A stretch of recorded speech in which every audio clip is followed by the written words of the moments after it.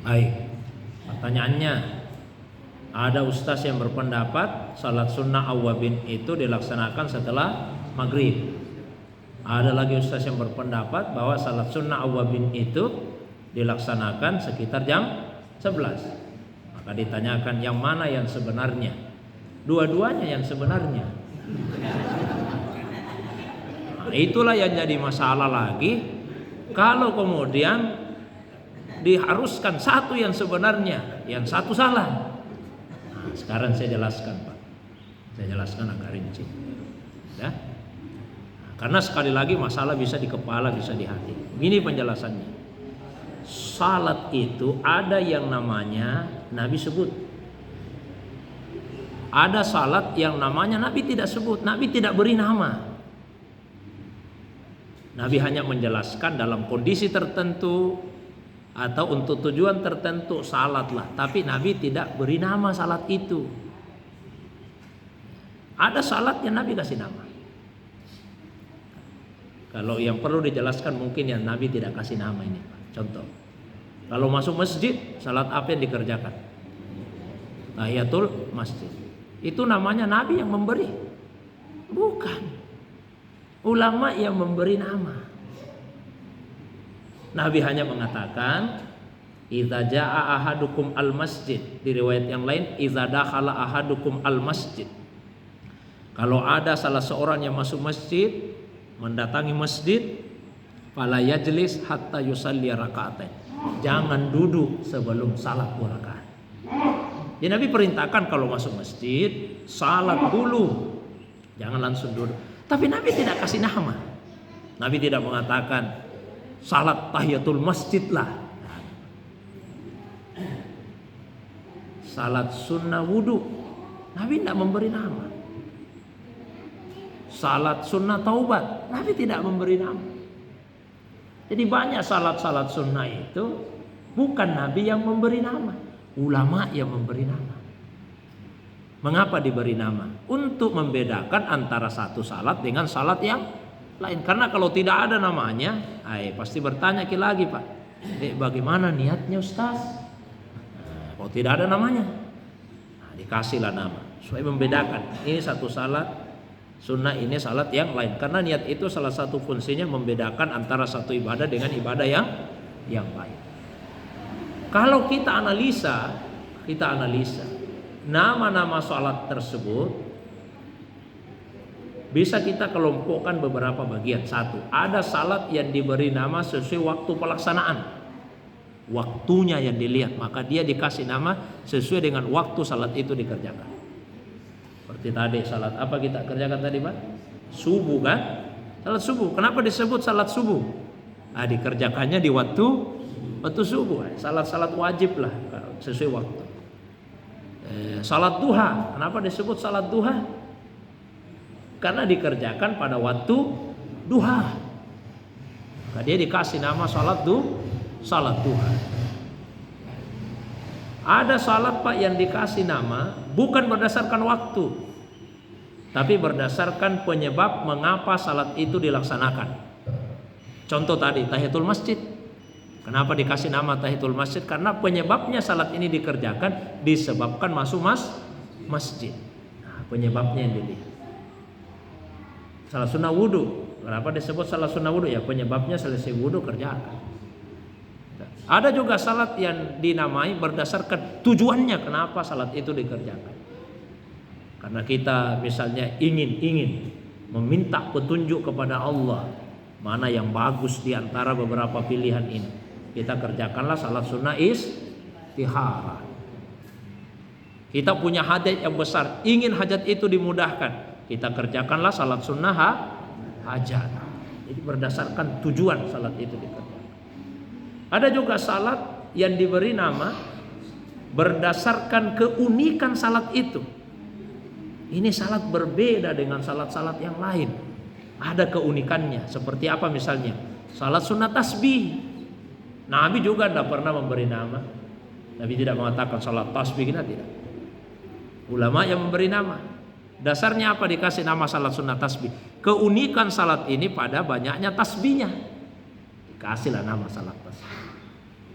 Ada lagi salat Pak yang dikasih nama berdasarkan keunikan yang menyertai salat itu. Bukan keunikan salatnya, tapi keunikan yang menyertainya. Ramadan kemarin, salat apa yang paling sering kita kerjakan? Salat sunnah apa? Tarawih. Apa Nabi yang kasih nama itu tarawih? Bukan, ulama yang kasih nama. Kenapa dinamai tarawih? Apakah karena waktu? Bukan. Karena penyebab? Bukan. Karena tujuan? Bukan. Keunikan salatnya? Bukan. Tapi keunikan yang menyertai salat ini. Salat ini dikerjakan dengan diselingi istirahat. Setelah 2 atau 4 rakaat istirahat dulu, baru lanjut. Sekalipun sekarang kita tidak selingi istirahat. Assalamualaikum, langsung Allahu Akbar. Langsung Allahu Akbar. Kalau dulu Pak, salatnya panjang salatnya, istirahat dulu. Meskipun tidak diselingi lagi istirahat, tapi tetap dinamai dengan salat sunnah tarawih. Tapi latar belakangnya begitu, kenapa disebut tarawih. Nah, ada juga salat yang dikasih nama sesuai sifat orang yang melaksanakan salat itu. Sifat dari orang yang melaksanakan salat. Awwabin. Apa artinya awwabin? Orang yang sungguh-sungguh bertaubat kepada Allah. Jadi taubat itu ada 3 tingkatannya, levelnya. Paling rendah namanya taubat. Di atasnya namanya inabah. Di atasnya namanya aubah. Ya. Jadi taubat, orang awam itu taubat. Makanya semua orang beriman disuruh taubat. Wa tubu ilallahi jami'an ayyuhal mu'minun. Nah, semua orang beriman. Yang kedua inabah. Orang-orang yang dekat dengan Allah, para aulia. Yang ketiga aubah. Nabi-nabi Allah Subhanahu wa taala. Meskipun terkadang Nabi juga disifati dengan inabah. Ini aubah. Karena mereka itu tobat bukan dari dosa. Nabi tidak berbuat dosa. Namanya aubah. Jadi salat awabin, salatnya orang yang sungguh-sungguh kembali kepada Allah. Jadi dinamai berdasarkan sifat orang yang melakukannya.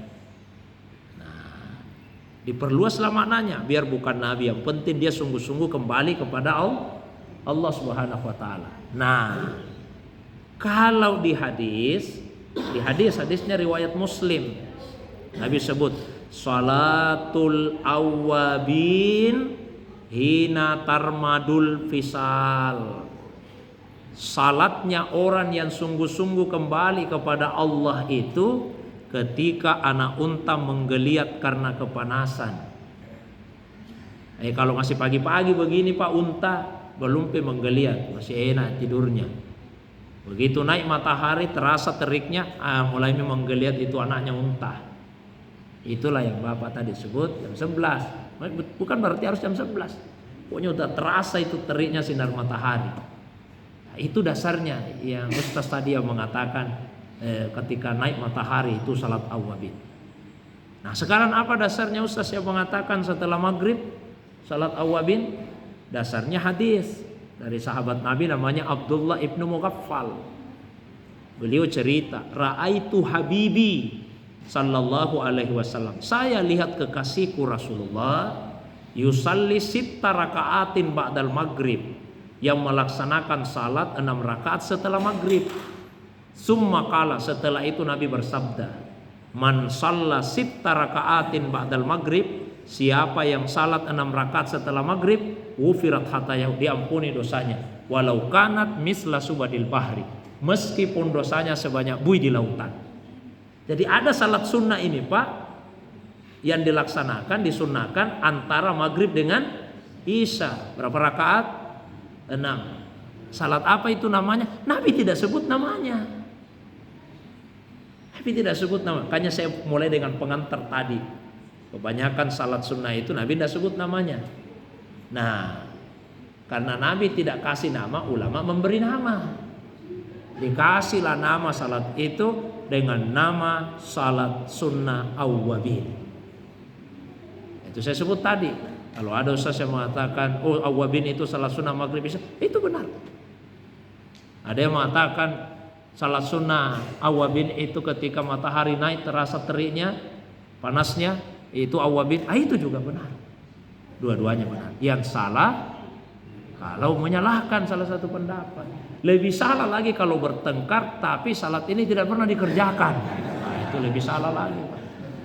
Habis waktu diskusi bertengkar, ternyata yang bertengkar ini dua-duanya tidak pernah melaksanakan, dua-duanya ini salah. Nah, itu lebih salah lagi. Jadi silakan Pak. Oke, laksanakanlah dua-duanya. Kalau masalah nama itu tidak begitu penting. Al-ibratu bil musamma laisa bil ismi. Yang jadi standar patokan itu yang dikasih nama, bukan namanya. Bahasa yang lain disebut al-ibratu bil maqasid wal ma'ani, la bil alfazi wal mabani. Standarnya itu makna dan tujuan, bukan formalnya atau lafal yang digunakan untuk memberi nama. Bahasa lain disebut al-ibratu bil jauhar la bil mazhar. Yang jadi standar itu substansinya, bukan tampilan luar. Salat subuh tadi niatnya apa Pak? Waktu salat subuh tadi niat salat subuh. Kalau orang niat salat fajar boleh tidak? Boleh. Orang niat salat gada boleh, tidak ada masalah. Karena salat itu dinamai salat subuh, dinamai salat fajar. Di Arab malah lebih populer namanya salat fajar. Yang pernah haji umrah lihat itu yang running text, ya, yang jalan-jalan itu ada subuh di situ, fajar di situ yang tertulis. Dia juga disebut dengan salat gada, salat pagi. Di hadis Nabi menamainya dengan salat pagi. Nah, jangan sampai kita bertanya lagi, kenapa ada dua salat satu namanya? Ya ada juga satu salat banyak namanya. Nah, jadi yang patokannya tidak terlalu penting Pak masalah nama itu. Yang terpenting adalah substansi atau isinya. Barangkali itu. Wallahu a'lam.